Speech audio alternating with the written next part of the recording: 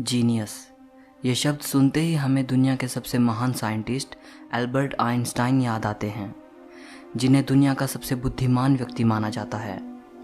यहाँ तक कि 14 मार्च को इनका बर्थडे जीनियस डे के रूप में मनाया जाता है। वीडियो को पूरा आखिर तक ज़रूर देखना। आप सर आइंस्टाइन के बारे में 32 ऐसी बातें जानोगे जो वाकई आपको हैरान कर देंगी। नंबर 32।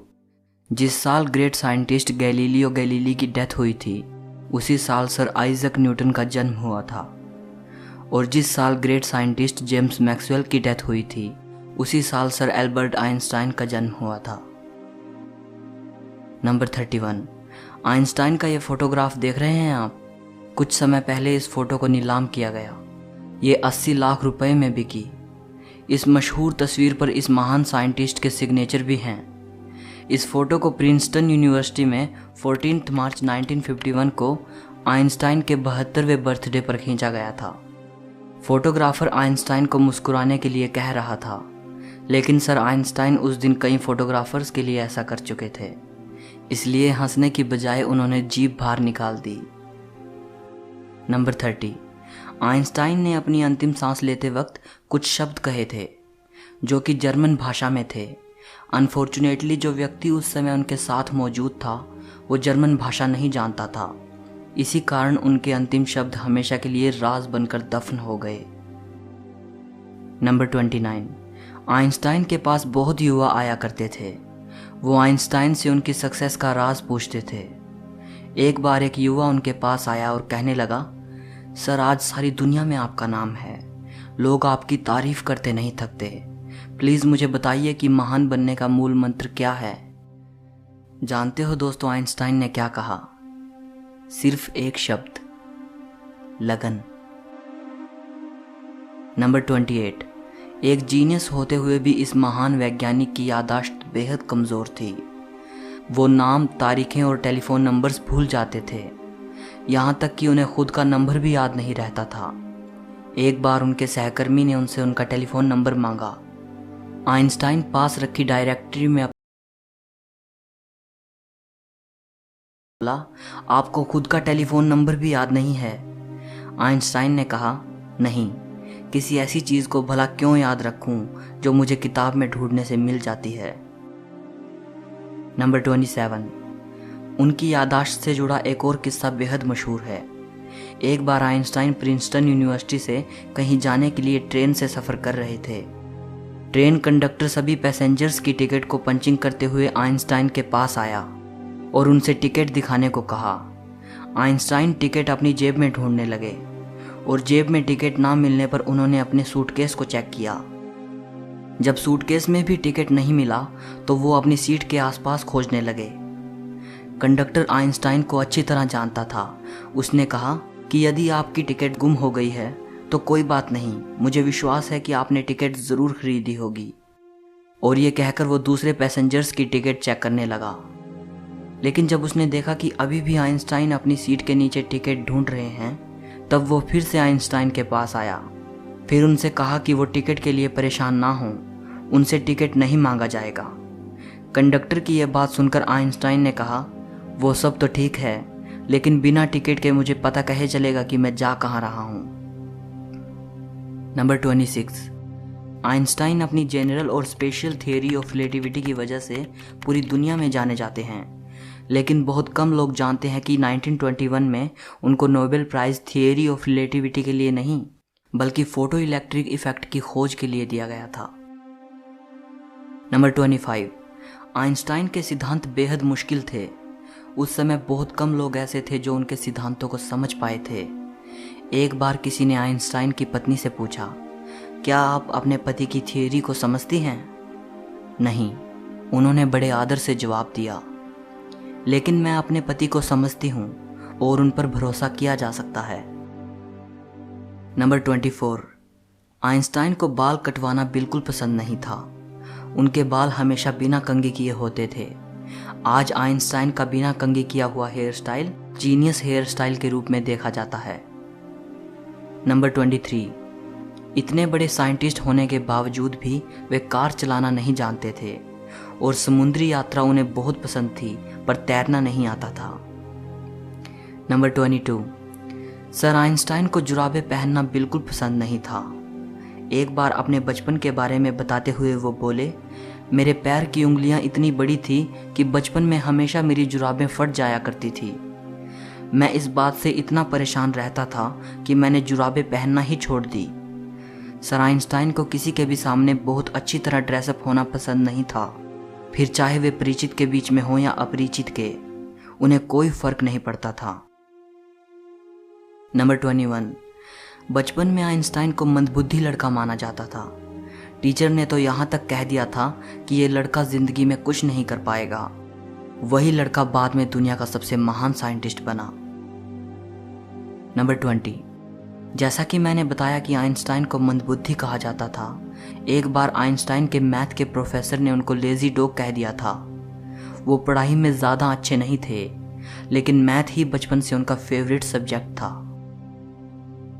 नंबर 19, जब वो पैदा हुए थे तो उनका सर बाकी बच्चों के कंपेयर में बहुत ज़्यादा बड़ा था। डॉक्टर्स ने उन्हें मानसिक तौर पर विकलांग कह दिया था। 7 साल का होने से पहले पढ़ना शुरू नहीं किया था। वे हमेशा लड़ते हुए स्कूल जाते थे। नंबर 18, 4 साल की उम्र तक वे कुछ बोल भी नहीं पाते थे।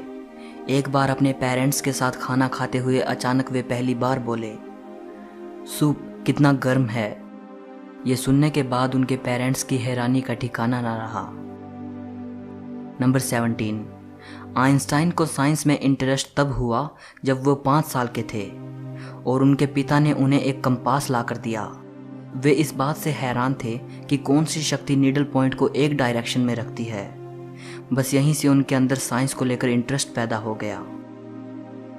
नंबर 16, अमेरिका की विश्व विख्यात टाइम्स मैगजीन ने 1999 में एल्बर्ट आइंस्टाइन को पर्सन ऑफ द सेंचुरी, 20वीं सदी का सबसे महान व्यक्ति करार दिया था।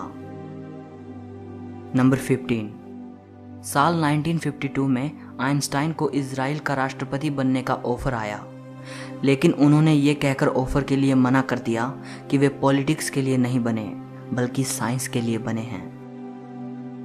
नंबर 14, आपका फेवरेट साइंटिस्ट कौन है? शायद आप में से बहुत लोगों के फेवरेट आइंस्टाइन ही हों, बट क्या आप जानते हैं कि आइंस्टाइन के फेवरेट साइंटिस्ट कौन थे? Galileo Galilei. नंबर 13, पशु पक्षियों से उन्हें बेहद लगाव था। घर में उन्होंने एक बिल्ली पाली थी जो बारिश के मौसम में हमेशा उदास रहा करती थी। वे बिल्ली से कहते थे, मैं जानता हूं कि तुम्हारे साथ गलत हो रहा है, लेकिन मैं ये नहीं जानता कि इस बारिश को कैसे ख़त्म करूं। नंबर 12, आइंस्टाइन को सिगार पीना बहुत पसंद था। आप उनके कई फोटोग्राफ्स में उन्हें सिगार पीते देख सकते हो। एक बार वे जल यात्रा के दौरान नदी में गिर गए और बाहर निकले तो पूरी तरह भीग चुके थे, लेकिन इस दौरान भी उन्होंने बड़ी हिफाजत से अपनी पाइप को बचाए रखा। नंबर 11, आइंस्टाइन ने परमाणु बम का आविष्कार नहीं किया, लेकिन उसे बनाने में उन्हीं के दिए सूत्रों का अहम रोल था। बाद में उन्हें इस बात का बहुत अफसोस हुआ कि उनके दिए सूत्र पूरी मानवता को खत्म कर सकते हैं। नंबर 10, आइंस्टाइन युद्ध को बेहद खतरनाक मानते थे। एक बार उनसे प्रश्न किया गया कि तीसरा विश्व युद्ध किस तरह के हथियारों से लड़ा जाएगा। इस बारे में उनका जवाब था, यह तो नहीं कहा जा सकता, मगर इतना ज़रूर कह सकता हूं कि चौथा विश्व युद्ध पत्थरों से लड़ा जाएगा, क्योंकि तीसरे विश्व युद्ध से ये उन्नत सभ्यता नष्ट हो जाएगी और मानव फिर से स्टोन एज में चला जाएगा। नंबर 9, जब लोग आइंस्टाइन से उनकी प्रयोगशाला के बारे में पूछते थे तो वे अपने सर की ओर इशारा करके मुस्कुरा देते थे। एक साइंटिस्ट ने उनसे उनके सबसे ज़रूरी उपकरण के बारे में पूछा तो उन्होंने अपना फाउंटेन पेन दिखाया। उनका दिमाग उनकी प्रयोगशाला थी, उनका फाउंटेन पेन उनका उपकरण था। नंबर 8, पूरे फोकस के साथ काम करने के लिए वो अपने आराम में कोई कसर नहीं छोड़ते थे, इसलिए पूरे 10 घंटे की नींद लिया करते थे ताकि अच्छे से अपना काम कर पाएं। नंबर 7, एल्बर्ट आइंस्टाइन अपने ऑटोग्राफ के लिए $5 लेते थे और स्पीच के लिए $1000 लेते थे और बाद में ये सब चैरिटी में दे देते थे। Number 6, California institute of technology ने एल्बर्ट आइंस्टाइन को एक सेरेमनी में इनवाइट किया था। आइंस्टाइन अपनी वाइफ के साथ वहां गए। उन्होंने वहां माउंट विल्सन पर मौजूद अंतरिक्ष वेधशाला भी देखी। उस वेधशाला में उस समय तक बनी दुनिया की सबसे बड़ी अंतरिक्ष दूरबीन रखी थी। इतनी बड़ी दूरबीन को देखकर आइंस्टाइन की पत्नी ने वेधशाला के इंचार्ज से पूछा, इतनी बड़ी दूरबीन से आप क्या देखते हैं? इंचार्ज को लगा कि मिसेज आइंस्टाइन को एस्ट्रोनॉमी का ज्ञान कुछ कम है। उसने बड़े रौब से जवाब दिया, इससे हम ब्रह्मांड के रहस्यों का पता लगाते हैं। मिसेज आइंस्टाइन ने कहा, बड़ी अजीब बात है, मेरे पति तो ये सब उनको मिली चिट्ठियों के पन्नों पर ही कर लेते हैं। नंबर 5, जब आइंस्टाइन प्रोफेसर थे तब एक दिन एक स्टूडेंट उनके पास आया। वो बोला, इस साल की परीक्षा में वही प्रश्न आए हैं जो पिछले साल की परीक्षा में आए थे। आइंस्टाइन ने कहा, हाँ, लेकिन इस साल उत्तर बदल गए हैं। नंबर 4, आइंस्टाइन का एक पत्र जिसमें उन्होंने ईश्वर और धर्म को लेकर अपने विचार लिखे थे 20 करोड़ 38 लाख रुपए में बिका। यह पत्र उन्होंने अपनी मृत्यु से 1 साल पहले लिखा था। 2 पन्नों का यह पत्र 3 जनवरी 1954 को जर्मनी के दार्शनिक एरिक गटकाइंड को लिखा गया था, जिन्होंने आइंस्टाइन को अपनी नई book choose life the biblical call to revolt पढ़ने के लिए भेजी थी। इस बुक के जवाब के तौर पर आइंस्टाइन ने एरिक को यह पत्र लिखा था। पत्र में वो कहते हैं, मेरे लिए भगवान कुछ भी नहीं बल्कि लोगों की कमजोरी से पैदा हुआ एक शब्द है। बाइबल आदरणीय तो है लेकिन प्राचीन कहानियों का संग्रह मात्र है। वे आगे लिखते हैं, किसी तरह की व्याख्या चाहे वो कितनी ही रहस्यमयी क्यों ना हो, इस बारे में उनके विचारों को नहीं बदल सकती। नंबर 3, आइंस्टाइन की मृत्यु के बाद डॉक्टर थॉमस हार्वे ने आइंस्टाइन की फैमिली की इजाज़त लिए बगैर ही उनके दिमाग को रिसर्च के लिए निकाल लिया था। इस हरकत के लिए डॉक्टर हार्वे को नौकरी से निकाल दिया गया, लेकिन उन्होंने कहा कि ऐसा उन्होंने सिर्फ रिसर्च के लिए किया है और वो वादा करते हैं कि आइंस्टाइन के दिमाग पर रिसर्च करेंगे। उनके दिमाग को 20 सालों तक एक जार में रखा गया और उस पर रिसर्च की गई। रिसर्च में पाया गया कि उनके दिमाग में आम इंसान से ज़्यादा सेल्स थे। यही वजह थी कि उनका दिमाग बहुत असाधारण सोचता था। नंबर 2, आइंस्टाइन अगर चाहते तो और भी जी सकते थे। अपने आखिरी समय में जब वो बीमार हुए तो डॉक्टर्स ने उनका ऑपरेशन करना चाहा, तो आइंस्टाइन ने इसके लिए मना कर दिया। उन्होंने कहा, अब जिंदगी को मशीनों के सहारे चलाना बेकार है। मैं अपनी ज़िंदगी जी चुका हूँ, आर्टिफिशियल तरीके से जीने में कोई मज़ा नहीं। नंबर 1, सोरबोन यूनिवर्सिटी में 1930 में आइंस्टाइन ने कहा था, अगर मेरी थियोरी सही साबित हो जाती है तो जर्मन मुझे आदर्श जर्मन नागरिक कहेगा और फ्रांस मुझे विश्व नागरिक का सम्मान देगा।